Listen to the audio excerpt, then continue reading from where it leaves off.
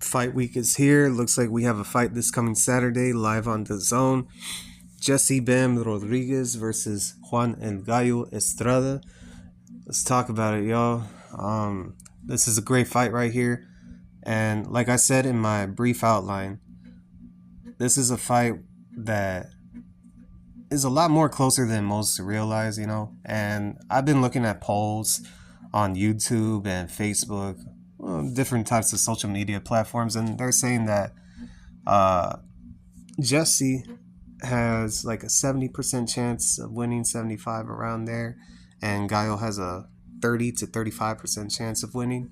And I thought that was kind of low for Gallo because Gallo is very experienced, but I could understand at the same time because of his inactivity, and that really hits somewhere with people that have been watching him for years, and including myself, And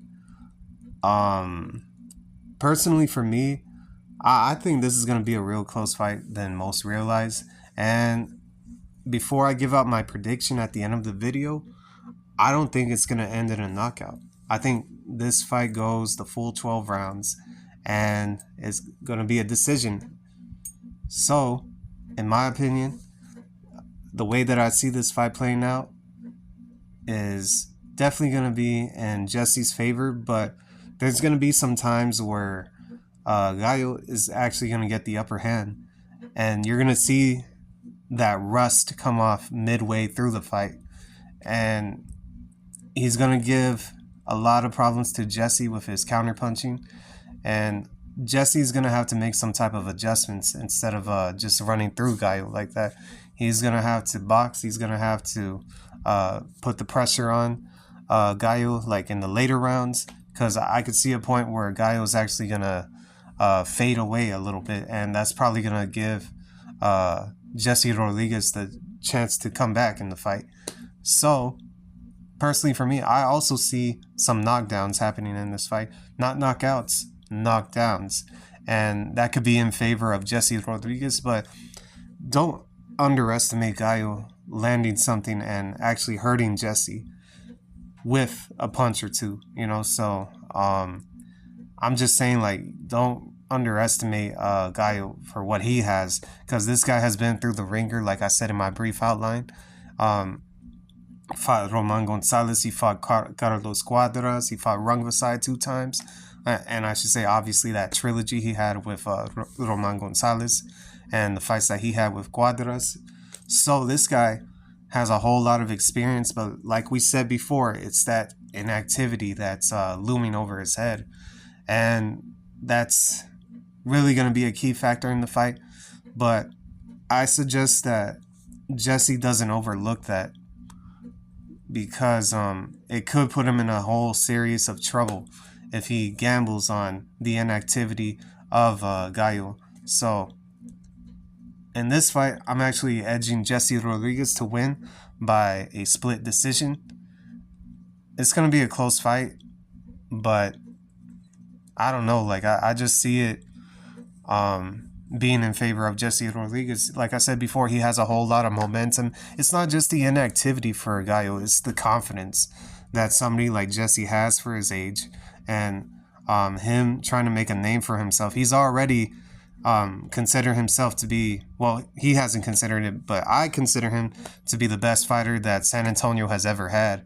And that's a city that had Tony Ayala as their best fighter. But personally for me, now it's Jesse Rodriguez, because this guy has done not a whole lot, but a lot for somebody his age at the lower weight classes. So this guy's going to take over. And I don't know, like, if he's going to fight Inoue later on down the line or anything like that, because I could see him only squeezing down like in between 112 to 118 for at least like another 5 or 6 years. Well, at least shrinking down to like 112 to 115, because I know that he was swimming in between those weight classes beforehand.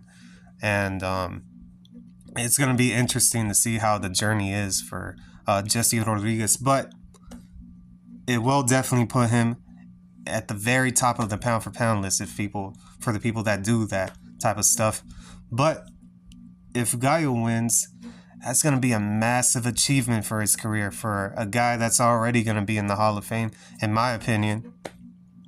And beating a young man, a younger guy by 10 years than him, who's already a champion in himself and has a good resume for his age. Fighters like this need those type of wins, you know, even if they're already like a generation or two older than them. At some point, they're going to have to face somebody young and upcoming, undefeated or not undefeated, but has done a lot, obviously, you know.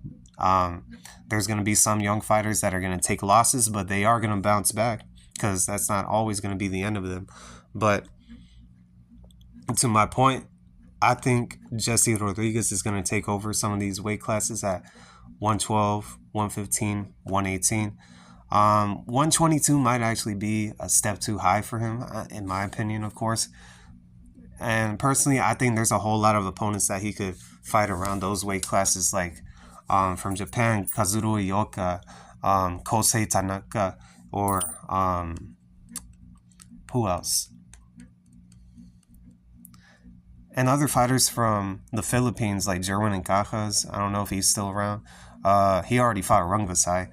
And yes, I personally think that there's a whole lot of opponents for him around those weight ranges. So we're going to see what happens in this fight. So personally for me, I'm picking Jesse Rodriguez by a split decision. But I think Gallo puts up a hell of a fight. And I mean a hell of a fight. I think this is going to be Fight of the Year candidate, in my opinion. I wish I could see it myself, like I said in the brief outline. I'm very excited for this fight and look forward to more videos on different fights that are happening this coming summer and later on down the line around August, September, around that range. We got some fights announced already. So until then, let me know in the comment section who you got winning, and I'm out. Peace.